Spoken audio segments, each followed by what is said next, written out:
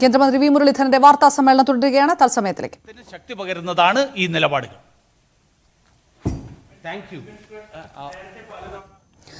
സ്വർണ്ണക്കടത്ത് ദേശീയ വിഷയമാക്കാനുള്ള നീക്കത്തിലേക്ക് ബി.ജെ.പി കടക്കുകയാണ്. സ്വപ്നയുടെ മൊഴി ഗൗരവകരമാണെന്ന് നേരത്തെ വക്താവ് സാംബിത് പത്ര തന്നെ വ്യക്തമാക്കിയിരിക്കുന്നു.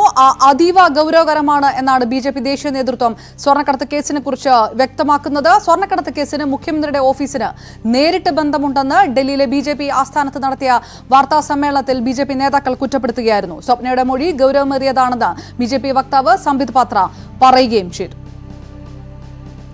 यह कोई साधारण स्कैम नहीं है, इसमें पैसों का हेराफेरी भी है, भ्रष्टाचार भी है, इसमें गोल्ड और टेरर मनी, क्योंकि पूरे विश्व में आज चर्चा का विषय बना हुआ है कि गोल्ड के माध्यम से टेरर फंडिंग किस प्रकार होता है, यह भी एक चिंता का विषय है.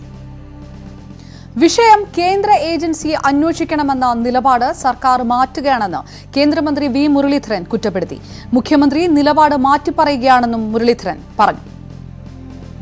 This case is directly linked to the Chief Minister's office, and the Chief Minister has been changing his stand from the day the case was registered, people were caught, and till day before yesterday. The Principal Secretary holds the charge of the Electronics and IT Department of the Government of Kerala, and it is a well-known fact that Chief Minister has some relatives who are in the field of IT and electronics against whom there have been allegations. The moral authority of the Chief Minister is lost. So the BJP has been demanding, the people of Kerala has been demanding that the Chief Minister should resign, owning the moral responsibility of the whole incident that has happened. K P Abhilash വിശദാംശങ്ങളുമായി ദില്ലിയിൽ നിന്ന് ചേരുന്നു. അഭിലാഷ്, അന്വേഷണം നടത്തുന്നത് കേന്ദ്ര ഏജൻസിയാണെങ്കിലും ഈ രീതിയിലുള്ള പ്രസ്താവനകൾ, വളരെ രൂക്ഷമായ വിമർശനങ്ങൾ കേന്ദ്ര നേതാക്കളുടെ ഭാഗത്തുനിന്ന് വാർത്താ സമ്മേളനം വിളിച്ച് ഉണ്ടായിരുന്നല്ല ഇതുവരെ. ഒരുപക്ഷെ സംസ്ഥാന നേതൃത്വത്തിന്റെ സമ്മർദ്ദം ഇതിനകത്തുണ്ടോ? എന്താണ് രാഷ്ട്രീയപരമായി ബി.ജെ.പി ഉദ്ദേശിക്കുന്ന നീക്കം? ഏത് രീതിയിലാണ്? എന്തെല്ലാം വിമർശനങ്ങളായിരുന്നു ഉണ്ടായിരുന്നത്? അപർണ, ഇപ്പോൾ ഇത്തരത്തിലൊരു വാർത്താ സമ്മേളനം നടക്കാനുണ്ടാകുന്ന പ്രധാനപ്പെട്ട കാരണം ഈ ഗോൾഡ് സ്മഗ്ലിങ്ങുമായി ബന്ധപ്പെട്ട് ദാവൂദ് ഇബ്രാഹിമിൻ്റെ ഡി കമ്പനിയുമായി പോലും ബന്ധമുണ്ട് എന്ന തരത്തിലുള്ള വിവരങ്ങളും മറ്റും പുറത്തുവരുന്ന പശ്ചാത്തലത്തിലാണ് ബി.ജെ.പിയുടെ ദേശീയ നേതൃത്വത്തിൻ്റെ കൂടി താല്പര്യപ്രകാരം ഇങ്ങനെയൊരു വാർത്താ സമ്മേളനം കേന്ദ്രമന്ത്രി വി മുരളീധരൻ അല്പസമയം മുമ്പ് നടത്തുന്നത്. അദ്ദേഹം രൂക്ഷമായ ഭാഷയിൽ തന്നെയാണ് മുഖ്യമന്ത്രിയെ വിമർശിച്ചത്. പ്രത്യേകിച്ച് ഗോൾഡ് സ്മഗ്ലിങ്ങുമായി ബന്ധപ്പെട്ട വിവരങ്ങൾ, അതോടൊപ്പം തന്നെ ലൈഫ് പോലെയുള്ള അഴിമതിയുമായി ബന്ധപ്പെട്ട ആരോപണങ്ങൾ അടക്കം കടന്നു വന്നപ്പോൾ ഏത് ഏജൻസിയെ കൊണ്ട് വേണമെങ്കിലും ഇത്തരം വിഷയങ്ങൾ അന്വേഷിപ്പിക്കുന്നതിന് ഒരുക്കമാണ് എന്ന് കാണിച്ച് മുഖ്യമന്ത്രി പ്രധാനമന്ത്രിക്ക് കത്തയച്ചിരുന്നു. അതിൻ്റെ ഭാഗമായാണ് 4 കേന്ദ്ര ഏജൻസികൾ ഇപ്പോൾ അന്വേഷണം തുടർന്നുകൊണ്ടിരിക്കുന്നത്. എന്നാൽ ആ അന്വേഷണത്തെ മുടക്കുന്നതിനുള്ള നീക്കമാണ് സംസ്ഥാന സർക്കാരിൻ്റെ ഭാഗത്ത് നിന്നുണ്ടാകുന്നത്. തെറ്റുകൾ ചെയ്തിട്ടില്ല എങ്കിൽ പിന്നെ എന്തുകൊണ്ടാണ് ഇത്തരത്തിൽ ഹൈക്കോടതിയെ അടക്കം സമീപിച്ചുകൊണ്ട് ഇപ്പോൾ സ്റ്റേ പോലെയുള്ള നടപടിക്രമങ്ങൾ വാങ്ങുന്നത്? ഇത് എന്തിനെ ഭയന്നിട്ടാണ് എന്നാണ് അദ്ദേഹം ചോദിക്കുന്നത്. ധാർമ്മികമായി ഇനി തുടരാൻ മുഖ്യമന്ത്രിക്ക് അവകാശമില്ല എന്ന് പറയുന്നു. മാത്രമല്ല, ഈ ആരോപണം ഉന്നയിക്കപ്പെട്ട സമയം മുതൽ ഇന്നലെ വരെ മുഖ്യമന്ത്രി നടത്തിയ പരാമർശങ്ങളുടെ ബൈറ്റുകളുടെയും മറ്റും ഡോക്യുമെന്റുകൾ സഹിതമാണ് വി മുരളീധരൻ അല്പസമയം മുമ്പ് ബി.ജെ.പി ദേശീയ ആസ്ഥാനത്ത് വാർത്താ സമ്മേളനം നടത്തിയത്. അതിൽ അദ്ദേഹം പ്രധാനമായും പറഞ്ഞത് സ്വപ്ന സുരേഷുമായി ബന്ധപ്പെട്ട ചോദ്യങ്ങൾ പലപ്പോഴും മാധ്യമപ്രവർത്തകർ, കേരളത്തിലെ മാധ്യമപ്രവർത്തകർ മുഖ്യമന്ത്രിയോട് ആവർത്തിച്ച് ചോദിക്കുമ്പോൾ അറിയില്ല എന്ന് പറഞ്ഞിരുന്ന മുഖ്യമന്ത്രി കഴിഞ്ഞ ദിവസം സ്വപ്ന സുരേഷിനെ അറിയാമെന്ന് പറയുന്നു. ഇത്തരത്തിൽ ഓരോ ഘട്ടത്തിലും മുഖ്യമന്ത്രി വിഷയങ്ങൾ മാറ്റിമറിക്കുകയാണ് എന്ന് അദ്ദേഹം പറയുന്നു. അതോടൊപ്പം തന്നെ ലൈഫ് മിഷനുമായി ബന്ധപ്പെട്ട വിഷയത്തിൽ അടക്കം കൃത്യമായ അഴിമതിയാണ് നടന്നിട്ടുള്ളത്. യൂണിടാക്കിൻ്റെ ഭാഗത്തു നിന്നുണ്ടായ അഴിമതിയെ മറച്ചുവെക്കുന്നതിനാണ് ഇപ്പോൾ സർക്കാർ ശ്രമം നടത്തുന്നത് എന്ന് പറയുന്നു. അതോടൊപ്പം സെക്രട്ടേറിയറ്റിലെ ഫയൽ കത്തിയതുമായി ബന്ധപ്പെട്ട് നിലവിൽ ഫോറൻസിക് വിവരങ്ങൾ അനുസരിച്ച് ഷോർട്ട് സർക്യൂട്ട് മൂലമല്ല എന്നത് വ്യക്തമായിരിക്കുകയാണ്. അതായത് ബോധപൂർവം തെളിവ് നശിപ്പിക്കാനുള്ള ശ്രമമാണ് നടന്നത് എന്നും വി മുരളീധരൻ വാർത്താ സമ്മേളനത്തിലൂടെ വ്യക്തമാക്കി. അപർണ, അതായത് വിഷയത്തിൽ സംസ്ഥാനത്ത് കൂടുതൽ പ്രചാരണം ശക്തമാക്കാനുള്ള ഒരു നിർദ്ദേശം കൂടി സംസ്ഥാന നേതൃത്വത്തിൽ സംസ്ഥാന BJPക്ക് കൊടുക്കുക കൂടിയാണ് ഇതുകൊണ്ട് ഉദ്ദേശിക്കുന്നത് എന്നുകൂടി വിലയിരുത്താമോ അഭിലാഷ്? കാരണം കോൺഗ്രസിന്റെ ഭാഗത്തു നിന്നുണ്ടായിരുന്ന ആരോപണമെല്ലാം കഴിഞ്ഞ ദിവസങ്ങളിൽ വന്നത് ഈ കേസുമായി ബന്ധപ്പെട്ട് ഒരു മെല്ലെപ്പോക്ക് നയം സ്വീകരിക്കുന്നു BJP CPM-നൊപ്പം ചേർന്ന് എന്നുള്ള ചില ആരോപണങ്ങളൊക്കെ ഉണ്ടായിരുന്നു. അതുകൂടി മറികടക്കുന്ന രീതിയിൽ പ്രചാരണം ശക്തമാക്കുക, അങ്ങനെ ഒരു രാഷ്ട്രീയ നീക്കം കൂടി ഇതിനൊപ്പം ഉണ്ടാകുന്നുണ്ടോ? തീർച്ചയായും ഈ വിഷയത്തിൽ BJP പിന്നോട്ടില്ല എന്നതിൻ്റെ സന്ദേശം തന്നെയാണ് ഇപ്പോൾ വി മുരളീധരൻ്റെ വാർത്താ സമ്മേളനത്തിലൂടെ നമുക്ക് മനസ്സിലാക്കാൻ സാധിക്കുന്നത്. അതോടൊപ്പം തന്നെ BJPയുടെ ദേശീയ നേതാക്കൾ എന്ന് തന്നെ പറയാം, സാംബിത് റോയ് ഉൾപ്പെടെയുള്ളവർ അടക്കം പങ്കെടുക്കുമ്പോൾ അതിൽ നിന്ന് തന്നെ അതിൽ വ്യക്തമാകുന്നതും അത് തന്നെയാണ്. വളരെ കൃത്യമായി സംസ്ഥാന നേതൃത്വത്തിന് അടക്കം ഇതുമായി ബന്ധപ്പെട്ട പ്രതിഷേധ പരിപാടികളുമായി, നമുക്കറിയാം ലോക്ക്ഡൗണുമായി ബന്ധപ്പെട്ട ചില നിയന്ത്രണങ്ങൾ ഉൾപ്പെടെ ഉണ്ടെങ്കിൽ പോലും പ്രതിഷേധ പരിപാടികളുമായി മുന്നോട്ട് പോകുമെന്ന് വളരെ കൃത്യമായി തന്നെ പറഞ്ഞിരുന്നു. നേരത്തെ തന്നെ BJP വ്യക്തമാക്കുകയും ചെയ്തിരുന്നു. അതിൽ നിന്ന് പിന്നോട്ട് പോകില്ല എന്ന് തന്നെയാണ് ഇപ്പോൾ മനസ്സിലാക്കേണ്ടത്. പ്രത്യേകിച്ച് കേന്ദ്രമന്ത്രി വി മുരളീധരൻ ശക്തമായ ഒരു നിലപാട് ഇപ്പോൾ ഈ വിഷയത്തിൽ സ്വീകരിക്കുന്നു. ഇതിനു മുമ്പ് തന്നെ മുരളീധരൻ്റെ വാർത്താ സമ്മേളനത്തിൽ അല്ലെങ്കിൽ അതിനു മുമ്പ് മാധ്യമപ്രവർത്തകർ പ്രതികരണങ്ങൾ എടുക്കുമ്പോഴും ഇത്രമേൽ ശക്തമായ ഭാഷയിൽ അദ്ദേഹം സംസ്ഥാന സർക്കാരിനെ വിമർശിച്ചിട്ടില്ല എന്നതും എടുത്തു പറയേണ്ടതാണ്. ഇപ്പോൾ വളരെ കൃത്യമായി, അതായത് ഈ വിഷയത്തിൽ മുഖ്യമന്ത്രി തുടരാൻ അവകാശമില്ല, മുഖ്യമന്ത്രിക്ക് ഇനി അധികാരത്തിൽ തുടരാൻ അഭിലാഷ്, മുഖ്യമന്ത്രി രാജിവെക്കണമെന്ന് BJP ആവശ്യപ്പെട്ടിരിക്കുന്നു. ദേശീയ വിഷയമാക്കാനുള്ള നീക്കത്തിൽ കൂടിയാണ് BJP. വി മുരളീധരന്റെ പ്രതികരണത്തിലേക്ക് ഒരിക്കൽ. അങ്ങനെയുള്ള FIR റദ്ദാക്കണം എന്നാവശ്യപ്പെട്ടുകൊണ്ട് കേരള ഗവൺമെന്റ് പോകുന്നു എന്ന് പറഞ്ഞാൽ അതിനർത്ഥം യൂണിടാക്കിന്റെ അഴിമതി അടക്കം സംരക്ഷിക്കാനും മൂടിവെക്കാനുമുള്ള ഉദ്ദേശത്തോടു കൂടിയാണ് കേരള ഗവൺമെന്റ് ഈ കേസ് റദ്ദാക്കണമെന്ന് ആവശ്യപ്പെട്ടുകൊണ്ട് പോയത്. സ്വർണ്ണക്കടത്ത് ലൈഫ് കേസുകൾ അട്ടിമറിക്കാൻ മുഖ്യമന്ത്രി ആസൂത്രിതമായി ശ്രമിക്കുന്നുവെന്ന് പ്രതിപക്ഷ നേതാവ് രമേശ് ചെന്നിത്തല. ഷോർട്ട് സർക്യൂട്ട് മൂലമല്ല തീപിടുത്തമെന്ന ഫോറൻസിക് റിപ്പോർട്ട് വന്ന ശേഷം അട്ടിമറി ശ്രമം ഊർജിതമാക്കി. സമ്മർദ്ദത്തെ തുടർന്ന് ഫോറൻസിക് വിഭാഗം മേധാവി സ്വയം വിരമിക്കലിന് അപേക്ഷ നൽകിയെന്നും പ്രതിപക്ഷ നേതാവ് ആരോപിച്ചു. ഷോർട്ട് സർക്യൂട്ട് കാരണമല്ല എന്നുള്ളതാണ് ഫോറൻസിക്കിന്റെ റിപ്പോർട്ടിലൂടെ പ്രതിപാദിച്ചത്. ആ റിപ്പോർട്ട് വന്നതിന് ശേഷം അട്ടിമറി ശ്രമങ്ങൾ കൂടുതൽ ഊർജിതമാവുകയാണ് ഉണ്ടായത്. എന്നാൽ ഫോറൻസിക് വിഭാഗം മേധാവി സ്വയം വിരമിക്കലിന് അപേക്ഷ നൽകിയത് സെക്രട്ടേറിയറ്റ് തീപിടുത്തമുണ്ടാവുന്നതിന് 2 മാസം മുൻപാണെന്ന് പോലീസ് ആസ്ഥാനം വിശദീകരിച്ചു. ഏതെങ്കിലും ഓഫീസർ ഫോറൻസിക് ലബോറട്ടറി ഡയറക്ടറുടെ മേൽ സമ്മർദ്ദം ചെലുത്തിയിട്ടില്ലെന്നും DGPയുടെ ഓഫീസർ വ്യക്തമാക്കി. വടക്കാഞ്ചേരി ലൈഫ് ഫ്ളാറ്റ് നിർമ്മാണത്തിലെ സാമ്പത്തിക ക്രമക്കേടുകളുമായി ബന്ധപ്പെട്ട് യൂണിടാക് ബിൽഡേഴ്സ് ഉടമ സന്തോഷ് ഈപ്പനെ കൊച്ചിയിൽ CBI ചോദ്യം ചെയ്ത് വിട്ടയച്ചു. ലൈഫ് മിഷനെതിരെയുള്ള അന്വേഷണം 2 മാസത്തേക്ക് ഹൈക്കോടതി സ്റ്റേ ചെയ്തതിന് പിന്നാലെയാണ് ചോദ്യം ചെയ്യൽ. ലൈഫ് മിഷൻ പദ്ധതിയുമായി ബന്ധപ്പെട്ട് കൈക്കൂലി നൽകിയോ FCRA ചട്ടലംഘനമുണ്ടായോ എന്നീ കാര്യങ്ങളെക്കുറിച്ചാണ് CBI അന്വേഷണം നടത്തുക. ജോസ് കെ മാണി വിഭാഗത്തിന്റെ ഇടതുമുന്നണി പ്രവേശനത്തിൽ തിരുവനന്തപുരത്ത് ചർച്ചകൾ. ഉടൻ തന്നെ ജോസിനെയും കൂട്ടരെയും ഔദ്യോഗികമായി മുന്നണിയുടെ ഭാഗമാക്കും. CPM CPI നേതാക്കളുമായി കൂടിക്കാഴ്ച നടത്തിയ ജോസ് കെ മാണി തലസ്ഥാനത്ത് തുടരുകയാണ്.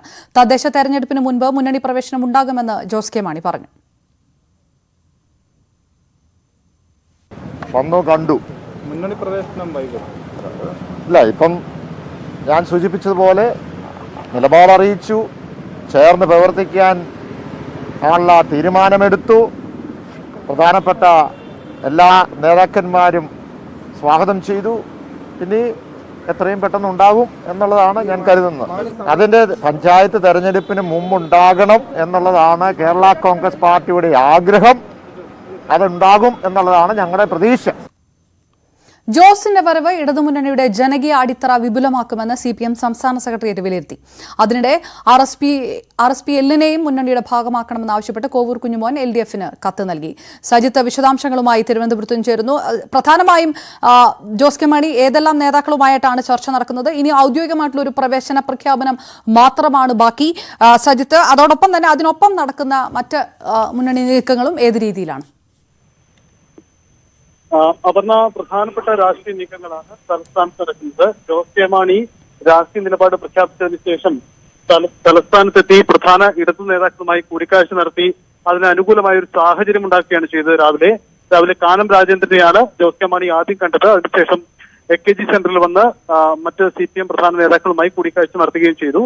ഇനി നടക്കേണ്ട പ്രധാനപ്പെട്ട ഒരു നീക്കം CPM-ന്റെയും CPI-യുടെയും ഉഭയകക്ഷി ചർച്ചയാണ്. അതായത് ഈ മുന്നണിയിലെ രണ്ടാമത്തെ പ്രധാന കക്ഷിയായ CPI-യുമായി ഈ മുന്നണിയിൽ ഒരു പ്രധാന കക്ഷി വരുന്ന സാഹചര്യത്തിൽ ഇക്കാര്യങ്ങൾ കൂടിയാലോചിക്കുക എന്ന നടപടിയാണ്. ഇത് അല്പസമയത്തിനുള്ളിൽ ഉണ്ടാകും. കാനം രാജേന്ദ്രൻ അല്പസമയത്തിനുള്ളിൽ AK സെന്ററിലേക്ക് എത്തുമെന്നാണ് പ്രതീക്ഷിക്കുന്നത്. അതിനുശേഷം മുന്നണി യോഗം നടക്കും. സ്വാഭാവികമായും അതോടെ നടപടിക്രമങ്ങൾ പൂർത്തിയാകും. എന്തായാലും ഇക്കാര്യത്തിൽ കൂടുതൽ വ്യക്തത ഉണ്ടായിരിക്കുന്നു. സംസ്ഥാനത്ത് ഇടതുമുന്നണിയിൽ വരാൻ പോകുന്ന രാഷ്ട്രീയ നീക്കം വ്യക്തമായിരിക്കുന്നു. മുന്നണി യോഗത്തിൽ ഇക്കാര്യത്തിൽ അന്തിമ തീരുമാനമെടുക്കേണ്ടത് മാത്രമേ ഇനി സാഹചര്യമുള്ളൂ. CPM നേതൃത്വം പൂർണ്ണമായി ജോസ് കെ മാണിയെ സ്വാഗതം ചെയ്യുകയാണ്. ഇന്നത്തെ സെക്രട്ടേറിയറ്റ് യോഗം സംസ്ഥാനത്ത് ഇടതുമുന്നണിയുടെ ജനകീയ അടിത്തറ കൂടുതൽ വിപുലമാക്കും ഈ തീരുമാനം എന്ന വിലയിരുത്തൽ നടത്തിയിട്ടുമുണ്ട്. എന്തായാലും കോടിയേരി ബാലകൃഷ്ണൻ മുന്നണി യോഗത്തിൽ ജോസ് കെ മാണിയെ സ്വാഗതം ചെയ്തുകൊണ്ടുള്ള CPM-ന്റെ നിലപാടും അറിയിക്കും. ഇത്തരത്തിലാണ് നിലവിൽ ധാരണയുണ്ടായിരിക്കുന്നത്.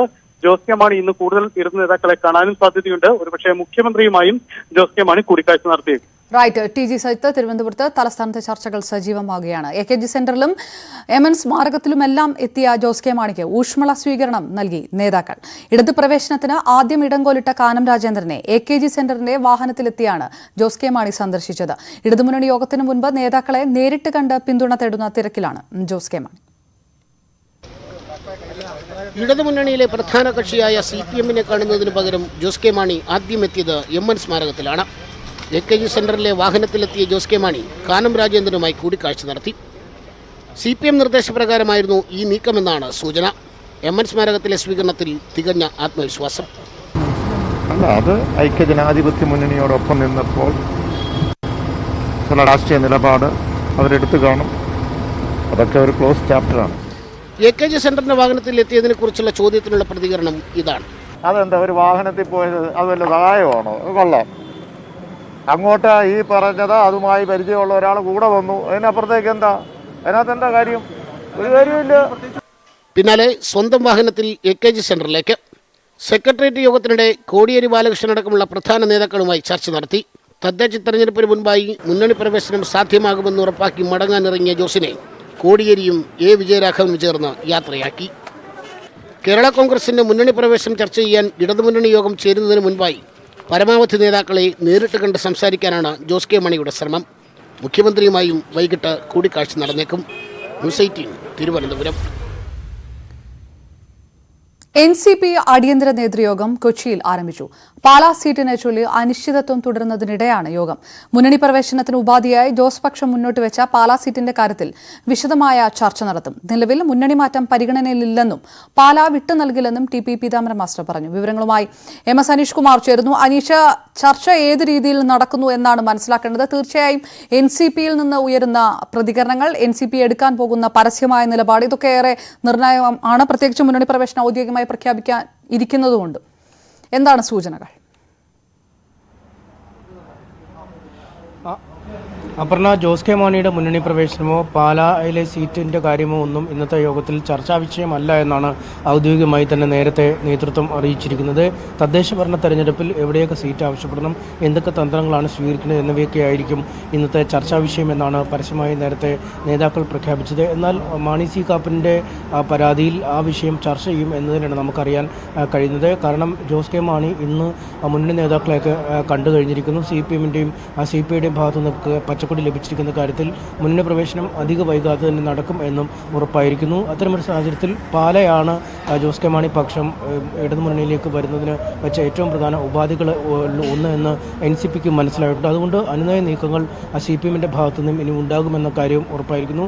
അതുകൊണ്ട് തന്നെ എന്ത് നിലപാട് സ്വീകരിക്കണം എന്നത് സംബന്ധിച്ചൊരു കൃത്യമായ ചിത്രം ഇന്നത്തെ യോഗത്തിൽ തന്നെ എടുക്കുമെന്നാണ് നമുക്ക് അറിയാൻ കഴിയുന്നത്. ഔദ്യോഗികമായ വിശദീകരണം നൽകിയില്ലെങ്കിൽ പോലും അല്പസമയത്തിനകം യോഗം അവസാനിക്കും. ഇതിനുശേഷമാവും എന്ത് നിലപാട് വേണമെന്ന് അറിയിക്കുക. നേരത്തെ തന്നെ പറഞ്ഞത് ഇത്തരത്തിൽ പാലാ സീറ്റ് ഒഴിഞ്ഞു നൽകണമെന്ന് ആരും തങ്ങളോട് ആവശ്യപ്പെട്ടിട്ടില്ല എന്നാണ് നേതാക്കൾ വ്യക്തമാക്കിയത്. അങ്ങനെ ഒരു ആവശ്യം ഉയരുന്ന ഘട്ടത്തിൽ മാത്രമേ അതിനെക്കുറിച്ച് പ്രതികരിക്കേണ്ടതുള്ളൂ. കഴിഞ്ഞ തവണ മത്സരിച്ച 4 സീറ്റുകൾ ഇത്തവണയും ഉണ്ടാകുമെന്ന് തന്നെയാണ് ഞങ്ങൾക്ക് ഈ ഘട്ടത്തിൽ പറയാൻ കഴിയുന്നതെന്നും അവർ വ്യക്തമാക്കി. എന്തായാലും മന്ത്രി ശശീന്ദ്രനും പീതാംബരൻ മാസ്റ്ററും മാണി സി കാപ്പൻ അടക്കമുള്ളവരും യോഗത്തിൽ പങ്കെടുക്കുന്നുണ്ട്. MS അനീഷ് കുമാറാണ് നേരത്തെ പീതാംബരൻ മാസ്റ്റർ യോഗത്തിന് മുൻപ് മാധ്യമങ്ങളോട് പ്രതികരിച്ചിരുന്നു. അതിലേക്ക് ജോസ് കെ മാണി പക്ഷം ഇപ്പോൾ LDFിലേക്ക് വരാനുള്ള സന്നദ്ധ പ്രകടിപ്പിച്ചിരിക്കുകയാണ്. NCP എങ്ങനെ കാണുന്നു ഈ തീരുമാനത്തെ? ഞങ്ങൾ സ്വാഗതം ചെയ്ത് കഴിഞ്ഞിട്ടുണ്ടല്ലോ. ഇപ്പോൾ തന്നെ പാർട്ടി ഇടതുപക്ഷങ്ങളിലേക്ക് പുതിയ പാർട്ടികൾ വരുന്നത് നല്ല കാര്യം തന്നെ. ആ സീറ്റിന്റെ കാര്യത്തിലൊരു ഒത്തുതീർപ്പുണ്ടാകുമെന്ന് കരുതുന്നുണ്ടോ? ഒത്തുതീർപ്പുണ്ടാകേണ്ട കാര്യമില്ലല്ലോ. അത് ഞങ്ങൾ മത്സരിച്ച് ജയിച്ച സീറ്റാണല്ലോ. NCP മത്സരിച്ച സീറ്റുകളെല്ലാം NCPയുടെ സീറ്റുകളല്ലേ. LDFന്റെ സഹായത്തോടെയാണ് ജയിക്കുന്നത്. അതിനത്ര വേറെ പ്രശ്നം ഇതുവരെ ഇല്ല, ഉണ്ടാകേണ്ട കാര്യമില്ല. NCP മത്സരിച്ച സീറ്റുകളെ NCP മത്സരിക്കും. മറിച്ചൊരു ചർച്ച ആവശ്യം ആരും ഇതുവരെ ഉന്നയിച്ചിട്ടില്ല, ഒരു കാര്യത്തിലും ഇല്ല. അങ്ങനെ ഇടതുപക്ഷ മുന്നണി അങ്ങനെ ആലോചിക്കുമെന്ന് പ്രതീക്ഷിക്കുന്നുമില്ല. അന്നേരം അവസാനമായി പാലായുടെ കാര്യത്തിൽ മാത്രം ഒരു വിട്ടുവീഴ്ച നിലവിലില്ല. പാലായുടെ കാര്യത്തിൽ മാത്രമല്ല, 4 സീറ്റ് പാർട്ടി മത്സരിച്ചതാണ്. 4 സീറ്റ് ഞങ്ങളുടെ പാർട്ടി തന്നെ മത്സരിക്കും. ജോസ് കെ മാണി വിഷയത്തിൽ UDF നേതൃത്വത്തിനെതിരെ വീണ്ടും കെ മുരളീധരൻ. UDFന്റെ വീഴ്ചയാണ് ഘടകകക്ഷികൾ വിട്ടുപോകാൻ കാരണമെന്ന് കെ മുരളീധരൻ കുറ്റപ്പെടുത്തി. ഘടകകക്ഷികൾ വിട്ടുപോകുന്നത് ആത്മവീര്യം തകർക്കുമെന്നും മുരളീധരൻ പറഞ്ഞു. ആരെയും പറഞ്ഞുവിടുന്ന സമീപനം കോൺഗ്രസിനില്ലെന്ന് മുല്ലപ്പള്ളി രാമചന്ദ്രൻ മുരളിക്ക് മറുപടി നൽകി. കെ കരുണാകരനും കെ മുരളീധരനും പാർട്ടി വിട്ടുപോയപ്പോൾ തിരികെ കൊണ്ടുവന്ന പാർട്ടിയാണ് കോൺഗ്രസ് എന്നും അദ്ദേഹം പറഞ്ഞു. നേതാക്കൾ മാത്രമാണ് പോയതെന്നും അണികൾ UDFനൊപ്പമാണെന്നും ചെന്നിത്തല പ്രതികരിച്ചു. ഈ മുന്നണികൾ UDF എന്ന ശക്തമായിട്ടുള്ള മുന്നണിയിൽ നിന്ന് ചില കക്ഷികൾ വിട്ടുപോകുമ്പോൾ അത് തടയാനും കൂടുതൽ കക്ഷികളെ UDFിലേക്ക് ആകർഷിക്കാനും കഴിയണം എന്നുള്ള നിർദ്ദേശമാണ് ഞാൻ മുന്നോട്ട് വെച്ചത്. കാലാകാലങ്ങളിൽ UDF വിട്ടുപോയവരെ കൂടെ തിരിച്ചെത്തിച്ചുകൊണ്ട് മുന്നണി ശക്തമാക്കാനും അടുത്ത മാസം നടക്കാൻ സാധ്യതയുള്ള ലോക്കൽ ബോഡി ഇലക്ഷനിലും നിയമസഭാ ഇലക്ഷനിലും UDF ശക്തമായ തിരിച്ചുവരവ് നടത്താനും UDF നേതൃത്വം ശ്രമിക്കണം. ഞാനൊക്കെ ഇവരൊക്കെ ആയിട്ട് സംസാരിക്കുമ്പോൾ ഒരു വിചാരിച്ചാൽ പരിഹരിക്കാവുന്ന പ്രശ്നങ്ങളായിരുന്നു പലതും. പക്ഷെ അവിടെയാണ് ഗ്യാപ്പ് വരുന്നത്. അപ്പോൾ അത് കൂടുതൽ ശ്രദ്ധിക്കണം എന്നാണ് ഞാൻ പറയുന്നത്. ഏതായാലും നിർത്തേണ്ടതായിരുന്നു.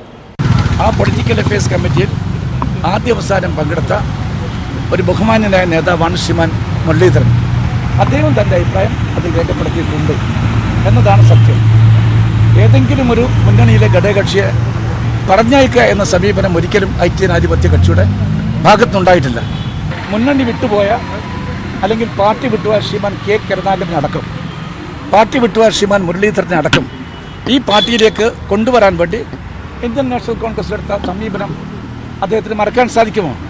ആരെയും പറഞ്ഞയക്കില്ല, എല്ലാവരെയും ഇങ്ങോട്ടേക്ക് കൊണ്ടുവരണം. വല്ലവരും തെറ്റ് ചെയ്തുവെങ്കിൽ ആ തെറ്റ് തിരുത്തിക്കൊണ്ട് അവർ അത് സമ്മതിക്കുകയാണെങ്കിൽ തിരിച്ചു കൊണ്ടുവരുന്ന പാരമ്പര്യമാണ് കോൺഗ്രസിനുള്ളത്. എൻ്റെ ശ്രദ്ധയിൽപ്പെട്ടില്ല ആ കാര്യം. അല്ല, എൻ്റെ ശ്രദ്ധയിൽപ്പെടാതായിരുന്നു ഞാനെന്ത് പറയും. മുഖ്യമന്ത്രിക്ക് ഓക്സിജൻ കിട്ടിയിട്ടില്ല എന്ന് വരാൻ പോകുന്ന നാളുകളിൽ തെളിയിക്കപ്പെടാൻ പോകുന്ന കാര്യമാണ്. ഊർജ്ജശ്വാസം വലിക്കുന്ന ഒരു മുന്നണിക്ക് ഓക്സിജൻ കൊടുത്താൽ പെട്ടെന്ന് അതിന് ജീവൻ വെക്കുമെന്നുള്ള ധാരണയിലാണ് ഈ പറയുന്നത്. ആ ധാരണ തെറ്റാണെന്ന് കേരളത്തിലെ ജനങ്ങൾ അത് ബോധ്യപ്പെടുത്തും. അവിശ്വാസ പ്രമേയത്തിൽ വിപ്പ് ലംഘിച്ചെന്ന റോഷി അഗസ്റ്റിന്റെ പരാതിയിൽ PJ ജോസഫിനും മോൻസ് ജോസഫിനും സ്പീക്കറുടെ നോട്ടീസ്. എന്തുകൊണ്ട് വിപ്പ് അംഗീകരിച്ചില്ല എന്ന് വിശദീകരിക്കണമെന്നാവശ്യപ്പെട്ടാണ് സ്പീക്കർ P. ശ്രീരാമകൃഷ്ണൻ നോട്ടീസ് നൽകിയത്. കേരള കോൺഗ്രസിന്റെ വിപ്പ് റോഷി അഗസ്റ്റിൻ തന്നെയാണ് എന്നതിനാലാണ് വിശദീകരണം തേടുന്നതെന്നും നടപടിക്ക് ജോസ് വിഭാഗത്തിന്റെ മുന്നണി മാറ്റവുമായി ബന്ധമില്ലെന്നും നിയമസഭാ സ്പീക്കർ P. ശ്രീരാമകൃഷ്ണൻ പറഞ്ഞു. പുറ്റിങ്ങൽ വെടിക്കെട്ട് ദുരന്തത്തിൽ വെടിക്കെട്ട് നടത്തിയവരും കേന്ദ്ര ഭരണസമിതി ഭാരവാഹികളും പ്രതികളെന്ന് ക്രൈംബ്രാഞ്ചിന്റെ കുറ്റപത്രം. 52 പേർ പ്രതികളെന്ന് കണ്ടെത്തിയ കുറ്റപത്രം പരവൂർ കോടതിയിൽ സമർപ്പിച്ചു. ഉദ്യോഗസ്ഥരെ പ്രതി ചേർത്തിട്ടില്ല. അപകടമുണ്ടാകാൻ സാധ്യതയുണ്ടെന്നറിഞ്ഞിട്ടും അളവിൽ കൂടുതൽ വെടിമരുന്ന് ശേഖരിച്ചു. ജില്ലാ ഭരണകൂടത്തിന്റെ നിർദ്ദേശങ്ങൾ അവഗണിച്ചെന്നുമാണ് കുറ്റപത്രത്തിലെ കണ്ടെത്തലുകൾ. ഇടവേള ബാബുവിന്റെ പരാമർശത്തിൽ മോഹൻലാലിന് അതൃപ്തി. വിവാദം അനവസരത്തിലെന്ന് അമ്മ എക്സിക്യൂട്ടീവ് അംഗങ്ങളിൽ അഭിപ്രായം. ഇടവേള ബാബുവിനോട് വിശദീകരണം ചോദിക്കണമെന്നും ഒരു വിഭാഗം ആവശ്യപ്പെടുന്നു. അനാവശ്യ വിവാദത്തിന് ഇടവേള ബാബു അവസരമൊരുക്കിയെന്നും എക്സിക്യൂട്ടീവ് അംഗങ്ങൾക്ക് അഭിപ്രായമുണ്ട്. ആക്രമിക്കപ്പെട്ട നടിക്കെതിരായ ഇടവേള ബാബുവിന്റെ പരാമർശം തികച്ചും അനാവശ്യവും വിവാദം ക്ഷണിച്ചു വരുത്തലുമായിരുന്നുവെന്നാണ് നേതൃത്വത്തിന്റെ വിലയിരുത്തൽ.